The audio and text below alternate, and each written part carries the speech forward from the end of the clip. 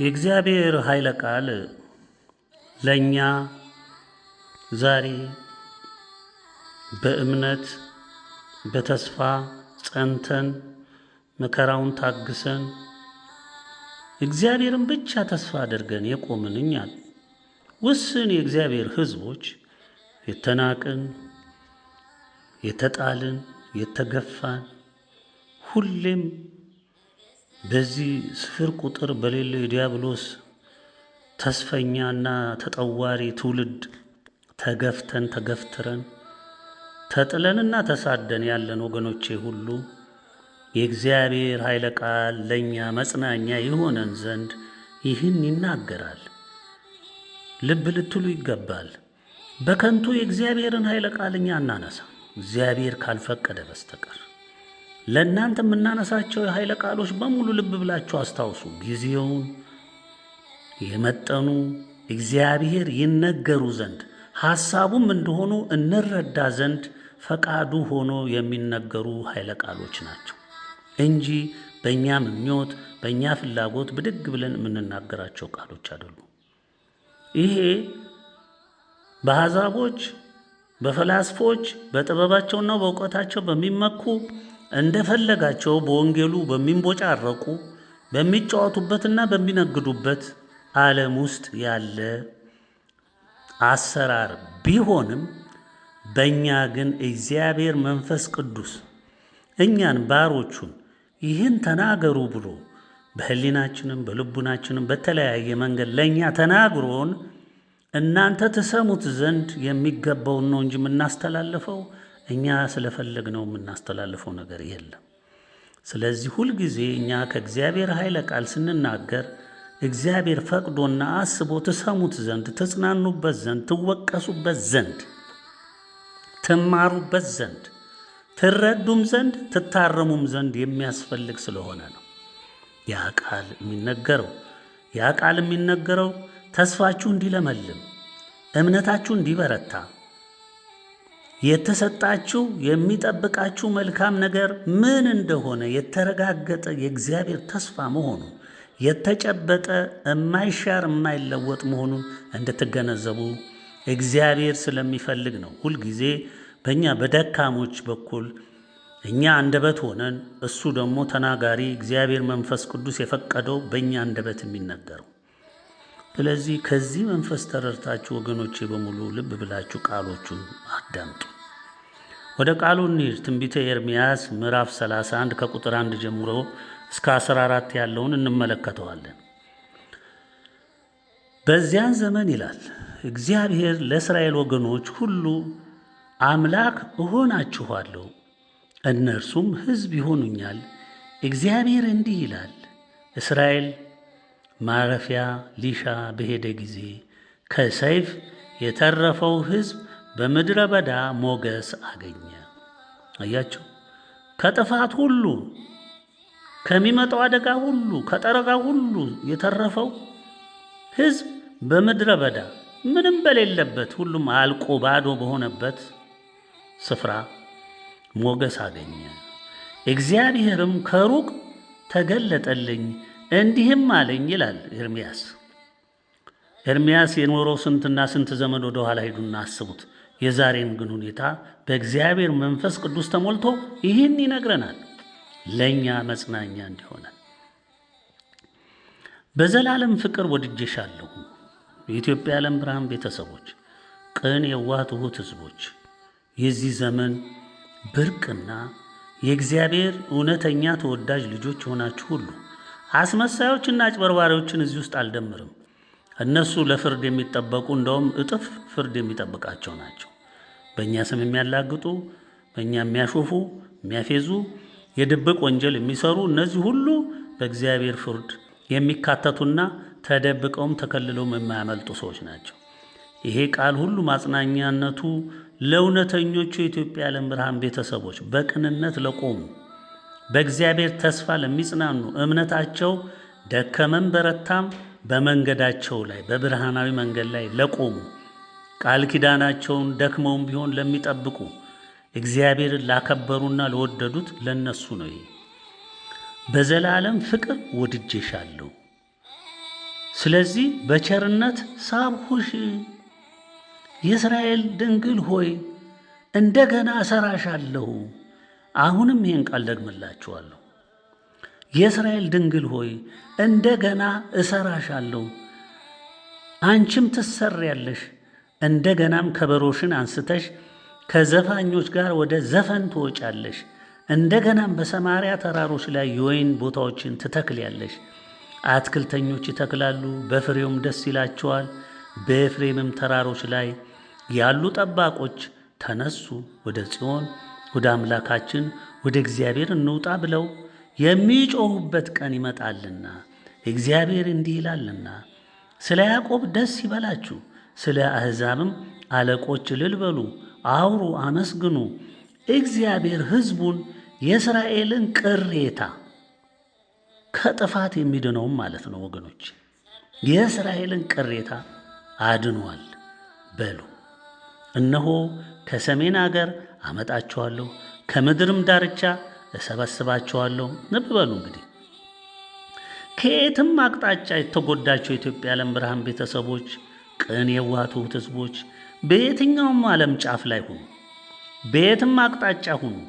በአብዛኛው አይታችሁ እንደው የዓለም ካርታ ብዙ ጊዜ በሰሜኑ አቅጣጫ ነው ያለው። ሰሜን አሜሪካ በሉት፣ የኤሽያ በሉት፣ አውሮፓ በሉት፣ የአፍሪካ ሰሜናዊ ክፍል በሉት፣ እነዚህ ሁሉ በሰሜኑ አቅጣጫ ነው ያሉት። በሰሜን ንፍቀ ክበብ ውስጥ ያሉ ናቸው። ደቡብ ውስጥ ያሉ ውስን ሀገሮች ናቸው። ደቡብ አሜሪካና ውስን ከምድር ወገብ በታች ትንሽ ውስን ሀገሮች፣ ከአፍሪካም ውስን ሀገሮች እና አውስትራሊያ። በቃ የሚበዛው ግን ትልቁ ሕዝብ ያለው ሰሜን ላይ ነው እና እግዚአብሔር ይህን ይናገራል።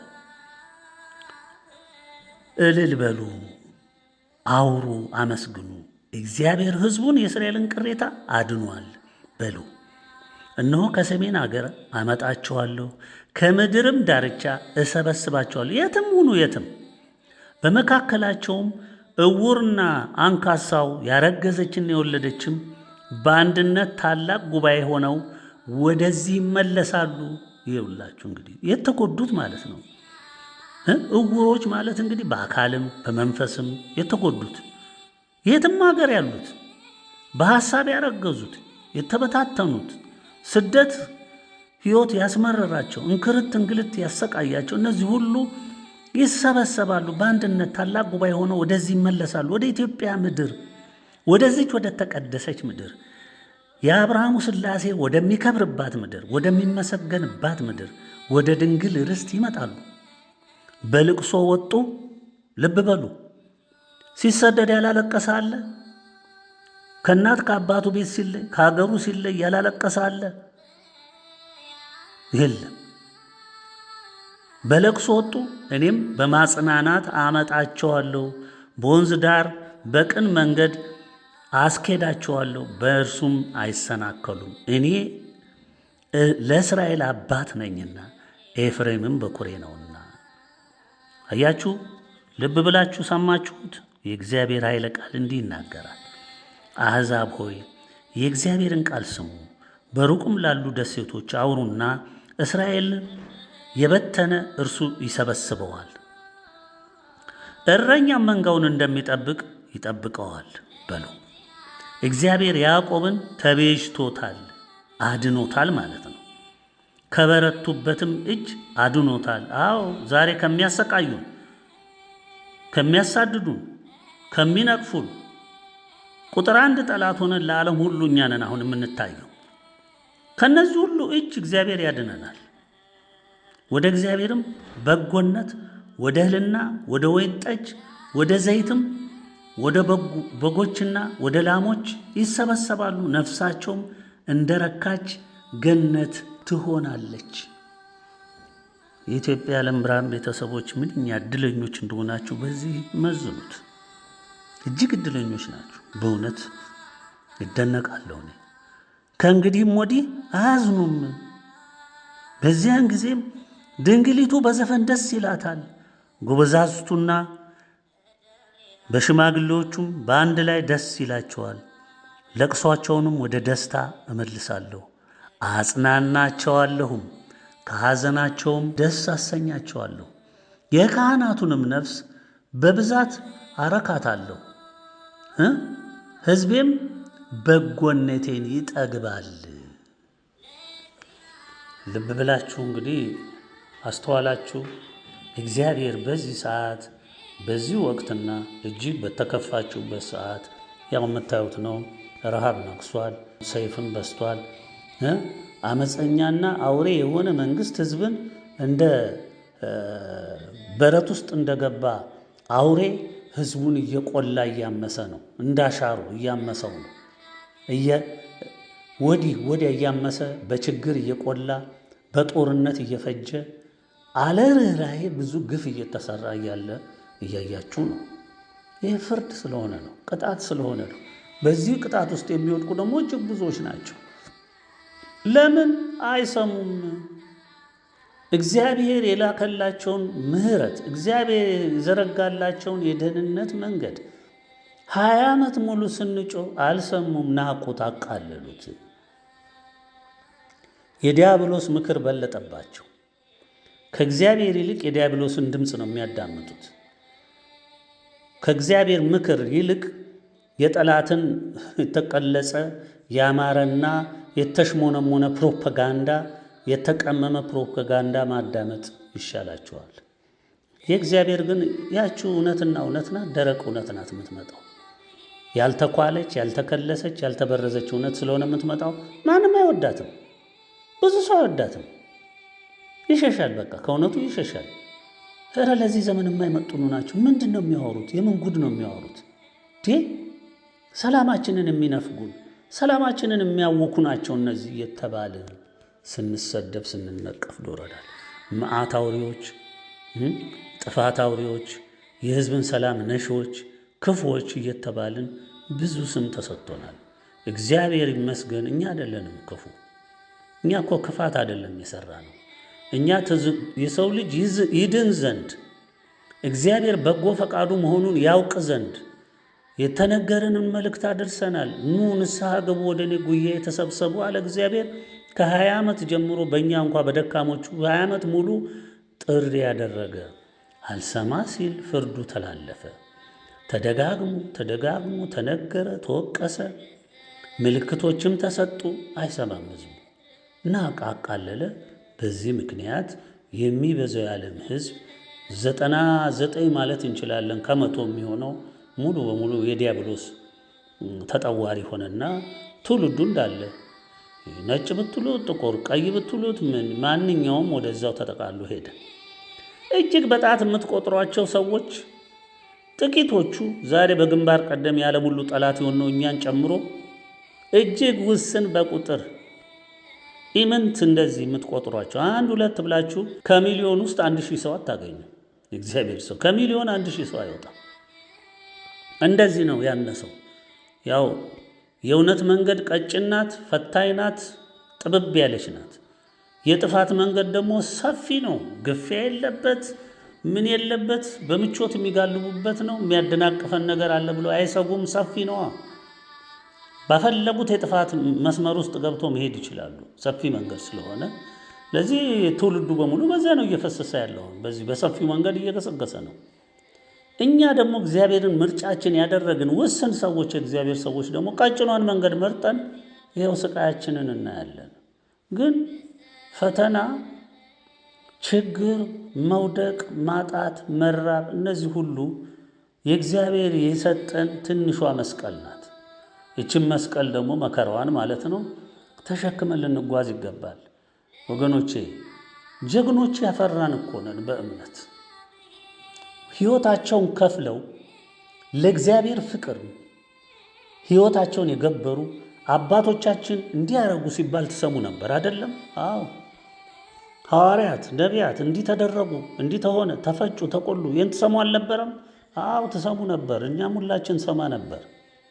ዛሬ በኢትዮጵያ ዓለም ብርሃን ቤተሰብ ውስጥ እነዚህ ተፈጠሩ እኮ። በቅኖች መንደር ተፈጠሩ፣ በየዋሆች ዘንድ ተፈጠሩ እኮ። ይህንን ዓለም ተሟግተው፣ ይህንን ዓለም ፊት ለፊት ተጋፍጠው እግዚአብሔር በፍቅር ልክ እንደ እስጢፋኖስ ዙፋኑን ዘርግቶ አይኑ እያየ የእግዚአብሔር ያዘጋጀለትን ክብር እያየ እንደሄደው እንደ እስጢፋኖስ እንደዛ የሆኑ ወገኖቻችን፣ ቤተሰቦቻችን አይዞ ወደ እኔ ነው የምትመጣው፣ ይኸው የሕይወት አክሊል የተዘጋጀልን ለክብር እኮ ነው የምጠራ ለአዲሱ በመንግስተ ሰማይ በላይ በገነት ሁሉ የኛ ርስት እኮ አለ። ኢትዮጵያ የዓለም ብርሃን ቤተሰቦች ልትጽናኑ ይገባችኋል። እግዚአብሔር ሰፊ ርስት አዘጋጅቶላችኋል። በስማችሁ ገቡ ጀግኖች ገቡ ጥሰው ሕይወታቸውን እየከፈሉ በደስታ ይህንን ያፈራች ማህፀን በቁጥር እጅግ ጥቂት የሆነች የእምነት ኃይል የተዋህዶ እምነትን የታጠቀች እውነተኛ የተዋህዶ እምነትን የተዋህዶ ኦርቶዶክስ እምነትን የታጠቀች የነገ የቤተ ክርስቲያናችን ጉድለት ሁሉ ተወግዶ መከራዋ ሁሉ ተጠርጎ ቤቷ ሁሉ ጸርቶ እንደ ፀሐይ የሚያበሩ የእግዚአብሔር ባሮች፣ ካህናቶች፣ አገልጋዮች፣ ምዕመናን በብርሃን ተሞልተው እግዚአብሔርን የሚያገለግሉበት ዘመን እነሆ ከፊትህ እየገሰገሰ እየመጣ ነው።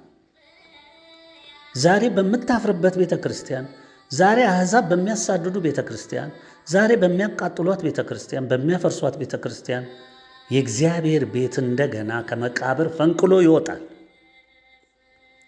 ቸሩ መድኃኔ ዓለም መቃብርን በ3 ቀን ፈንቅሎት አይደለ እንዲወጣው ሞትን አሸንፎ ቀበርን፣ አጠፋናቸው።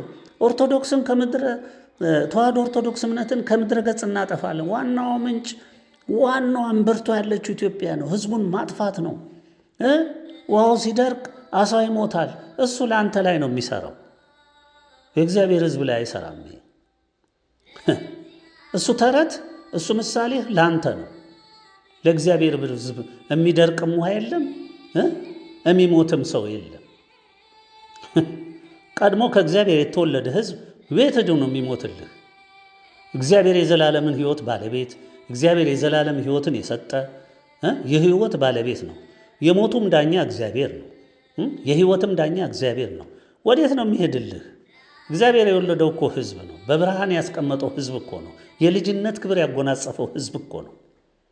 የኢትዮጵያ የዓለም ብርሃን ቤተሰብ እንዲሁ ስታያቸው አካለ ትንንሽ በኢኮኖሚም በምን የጎሰቆለ ምስኪኖች ጎስቋሎች ስለሆኑ በየቦታው የተበተኑት ትንቃላችሁ አይደል? የእናንተ ደግሞ ወደሎች አንገታቸው የደነደነ የዲያብሎስ ልጆች አንገታቸው ይሄ ልክ ለፋሲካ የሚያደልቡት በሬ መስል ወፍረው ማጅራትና ትከሻቸው ተገናኝቶ ቦርጫቸው ገፍቶ ቀሚሱ ሸፍኗቸው ይሄ ጥቁር የሚለብሱት ልብስ እሱ ሸፍኖ አይከኑን ሆዳቸው ላይ እንዲዘርግፈው ሲሄዱ ጉንጫቸው የሚፈርጥ ብርቱካን ይመስላል። እንደዚህ የሆኑትን እነዚህ ናቸው ለእናንተ አባቶች። የእግዚአብሔር ሕዝብ ማለት ለእናንተ እነሱ ናቸው። እነዚህ ቱሃን ማለት ናቸው። ቱሃን መጥፎ ትንሽ ነገር ነው። ከደቃቆቹ ነፍሳት ከመጥፎቹ ነፍሳት ቱሃን ኃይለኛ ነው። ደመጣጭ ነው። ደሙን ይመጥና ሲወፍር እንዲህ ብትነኩት ፍርጥ ነው የሚለው ወዲያው። ልክ ሲፈርጥ ግን ሲፈነዳ ጥንባቱን እስቲ ያስቡት እንዴት እንደሚሸት። የዛሬ በእግዚአብሔር ቤት ውስጥ በከበረችው ቤተ ክርስቲያን ውስጥ እምነቷን ሸጠው በጉቦ ተሹመው ሀብትና ገንዘብ ሰብስበው ለፖለቲካ ገዢዎች ወይም ለዲያብሎስ ያገዛዝ ሎሌዎች፣ ለመንግስት ተብዮች፣ ለካድሬዎች፣ ለምኖች በዛ ለተቋቋመ መስሪያ ቤት፣ ለደህንነት መስሪያ ቤት፣ ለፖሊሱ፣ ለመንግስት ተቋማት ለነዚህ ተቀጥረው ልብ በሉ ለእግዚአብሔር እናገለግላለን ብለው በይፋ ቆመዋል። እኛ መነኮሳት ነን፣ እኛ ደናግላን ነን፣ እኛ ሊቅ ነን፣ እኛ ጠበብት ነን፣ እኛ ጳጳስ ነን፣ እኛ ካህን ነን፣ መምህር ነን፣ ሊቀ ሊቃውንት ነን፣ ርዕሰ ሊቃውንት ነን። ምን የሚቀራቸው ስም አለ? እነሱ ስም እኮ ተኮፍሶ ሰማይ ላይ ነው የወጣው። ከፈት ስታረጉትና እንደዚህ ይሄንን ያበጠ ሰውነታቸው ነው ነካ ብታረጓቸው እንደሚፈርጥ እንትን ደምቧይ የሚፈርጥ እንትን ነው ሰውነት ያላቸው። ታዲያ ልክ እንደ ቱሃኑ ነው። ቱሃን ናቸው ያልኩት አለ ምክንያት አለ። እስቲ ቱሃን ነካ አርጉት፣ ይፈርጣል ሰውነቱ። ሽታው ጥንባቱ ቤቱን ነው የሚያውደው። እነዚህ በቅጣት ሰዓት ታዩዋቸዋላችሁ። ውርደታቸው፣ ነውራቸው ዓለምን ሁሉ ይከድናል። በነውርነቱ ብቻ አይደለም፣ የነውር አይነት ነው ከነሱ ውስጥ አሁን የሚወጣው። በግልጽ ታዩታላችሁ። እንደዛ የሚናገሩ እንደዛ ስለ እግዚአብሔር ቀንተው የሚናገሩ የሚመስሉ አንበሳ ሆነው መድረክ ጠቧቸው የሚውረገረጉ እነዚህን ወደፊት በቅርብ ታያቸዋላችሁ። ቀድሞ ውርደታቸው ነው የሚቀድመው። ከውርደታቸው በኋላ ደግሞ የከፋው ቅጣታቸው ደግሞ ይቀጥላል። አንዳቸውም ከፍርድ የሚያመልጡ የሉ። ማንም በዚህ ምድር ላይ አያመልጥም። ሚዛን ተቀምጧል። በቃ ተወስኗል፣ ተዘግቷል። ፍርዱ ነው አሁን የሚካሄደው። ማምለጫ መንገድ የለም ወገኖቼ። ስለዚህ ይህንን ልብ ብላችሁ እንድታስተውሉ ያስፈልጋል። የኢትዮጵያ ዓለም ብርሃን ቤተሰቦች ዛሬ እግዚአብሔርን አብዝታችሁ የምታመሰግኑበት ሰዓት ነው። ያለባችሁ ጉድለት እንኳ ካለ እሱን በንስሐ በማስተዋል በእንደዚህ በመሳሰለው ማረም አለባችሁ። ሕይወታችሁን ቀድሞ በጥያቄና በጥርጥር የተሞላ ሕይወታችሁን አስተካክሉት። ዛሬ እኛም በመጠየቅ አይደለም። እግዚአብሔር በተግባር በምግባር በትንቢቱ የተናገረውን በመልእክታት ሁሉ የተነገረውን በመግለጫዎች የሰማችሁትን በትምህርት ውስጥም የሰማችሁትን በተግባር እየተፈጸመ ነው። የማንም ትንቢት የማንም ተናጋሪ የተናገረው አይደለም።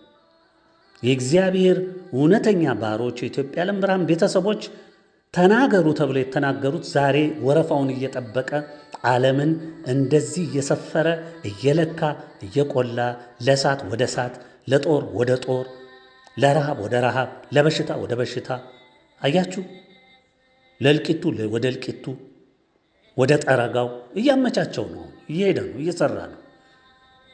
ይሄ ግልጽ የሚታይ ነገር ነው።